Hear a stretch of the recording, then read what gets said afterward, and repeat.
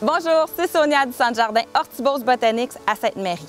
À l'automne, c'est encore le bon temps pour planter et de s'amuser dehors aussi.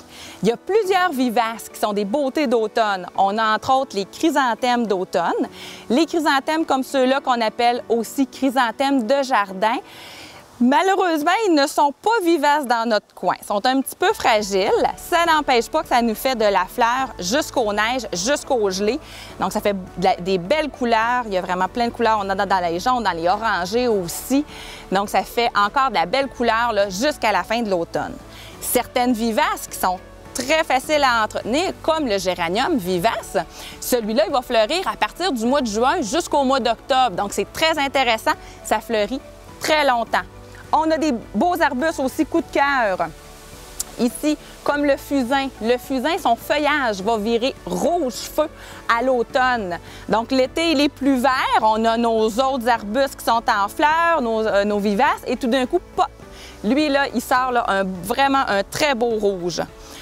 Tous les graminées aussi. Il y a plusieurs graminées qui sont vivaces. Ce qui est intéressant avec les graminées, c'est leur floraison, leur feuillage aussi à l'automne. L'idéal, c'est de les garder tels quels, de ne pas les tailler parce que même quand il va y avoir de la neige, on va voir les plumeaux qui vont voler au vent. Puis ça nous donne encore un petit feeling d'été, même quand il commence à faire très, très froid. L'automne, c'est un très bon temps pour planter. Les plantes commencent à être un petit peu plus en dormance. Donc, on peut soit acheter des nouvelles plantes. Il y a souvent des spéciaux dans les pépinières rendus à l'automne et un très bon choix encore. On peut aussi décider de diviser une plante qu'on a déjà, une vivace qu'on a déjà, ou de déménager un arbuste, par exemple. C'est le bon temps pour le faire. Les arbustes, donc, et les vivaces à partir de la mi-septembre, et je vous dirais pour tout le mois d'octobre et même parfois début novembre, c'est encore le temps de le faire tant que le sol n'est pas gelé. Donc souvent, il peut faire un petit peu froid, mais tant que le sol n'est pas gelé, on peut les déplacer, les déménager, les diviser et pourquoi pas les partager aussi. Pourquoi le faire à l'automne? Entre autres pour les vivaces, c'est parce qu'on voit vraiment la grosseur que nos vivaces ont et où est-ce qu'elles sont aussi. Parce que comme je viens de vous dire, à l'automne, quand on veut déplacer, diviser, on peut le faire très longtemps jusqu'à la fin octobre. Tandis que si on veut faire la même chose au printemps, il faut le faire avant la mi-mai. Et parfois, on le sait, la neige fond très, très tard au mois d'avril. Donc, on a beaucoup moins de temps pour pouvoir travailler et déplacer nos vivaces ou nos arbustes. Tandis qu'à l'automne, on a vraiment plusieurs semaines qu'on peut le faire sans problème. Les plantes ont le temps de s'enraciner et même quand on les déménage ou qu'on les plante à l'automne, rendu au printemps, même s'il y a de la neige, dès que le sol est dégelé, les racines commencent à bouger. Donc on ne le voit pas, mais sont déjà en train de travailler au printemps avant même que nous, on ait pu aller travailler sur le terrain. À l'automne aussi, il y a beaucoup de gens qui ont envie de tout tailler, de tout couper. C'est un petit peu moins bon. Ce qu'il faut faire, en fait, quand on a des vivaces, c'est au moins laisser quelques pousses de feuillage et même si on pouvait, ne pas tailler du tout et faire le ménage au printemps. Parce que le feuillage de nos vivaces, ça va être une protection pour elles pour l'hiver. Et évidemment, comme je vous parlais, les graminées, c'est un petit peu dommage de les tailler. Elles sont encore très, très belles, même plus tard à l'automne. Au niveau de la taille aussi, au niveau des arbustes, les arbustes à fleurs, faites attention, il ne faut pas trop tailler et même souvent, on dit de ne pas tailler, juste d'attacher quand le feuillage est tombé. Si on prend l'exemple d'un lilas, comme j'ai à l'arrière de moi, le lilas fleurit quand même tôt au mois de juin. Si je le taille présentement, je vais enlever ces boutons de fleurs qui sont déjà en train de se former pour l'année prochaine. Évidemment que mon lilas va être encore en forme, il va être beau, il va faire du feuillage, mais je vais arriver puis j'aurai pas de fleurs. C'est un petit peu dommage. Les lilas, on attend tellement ces fleurs avec impatience, tellement ils sentent bon aussi et que ce sont dans les premières, en fait, du printemps. Donc, souvent, un arbuste, on va le tailler après sa floraison.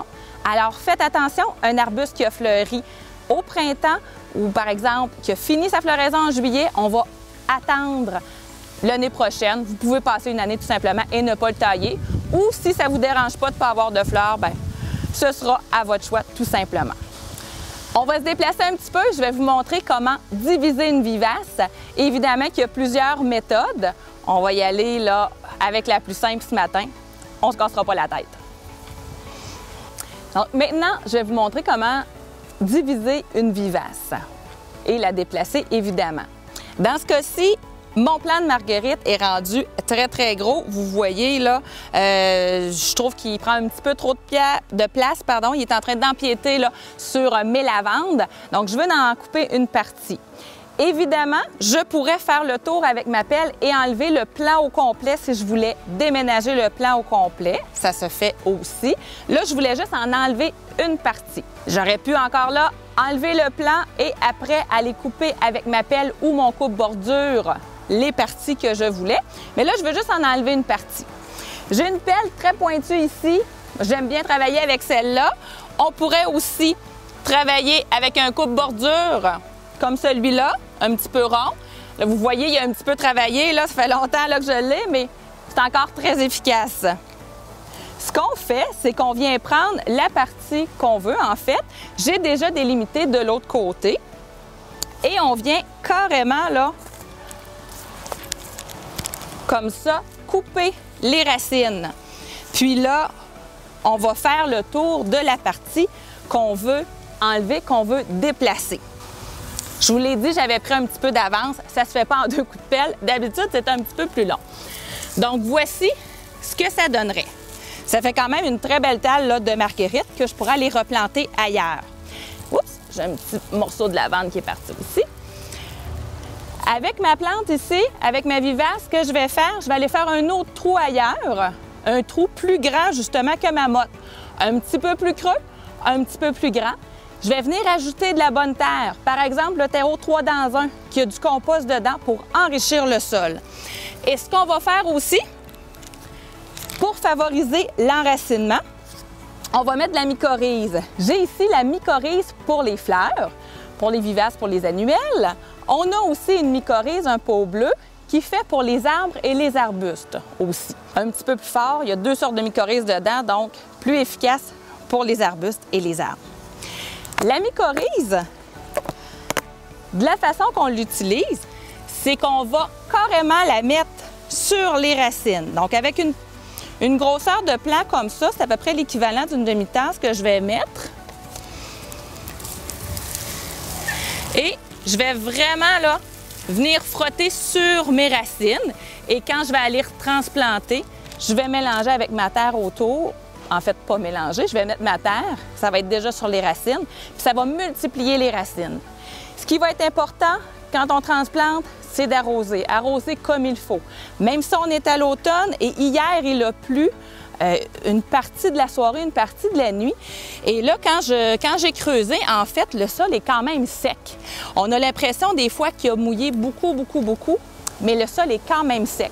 C'est très important que notre plante ne manque pas d'eau pour bien reprendre au printemps aussi. Pour un arbuste, c'est un petit peu le même principe. La seule chose, c'est que souvent les arbustes sont plus gros, donc on va devoir prendre des talles un petit peu plus grosses. On peut se fier à la largeur des branches aussi. La largeur des branches équivaut pas mal à la largeur des racines. Ça nous donne une idée. Si on a un arbuste qui est gros comme ça, on ne va pas sur le bord des branches du tronc puis venir prendre juste une motte grosse comme ça. Là, c'est sûr qu'il va avoir de la difficulté à reprendre. Qu'on lui mette de la mycorhize puis qu'on l'arrose comme il faut. S'il n'y a pas assez de racines, évidemment qu'on ne se donne pas de chance. Donc, prenons les mottes les plus grosses possibles. On met de la mycorhize. Il y a l'os moulu aussi que vous connaissez peut-être, qui fait quand même bien.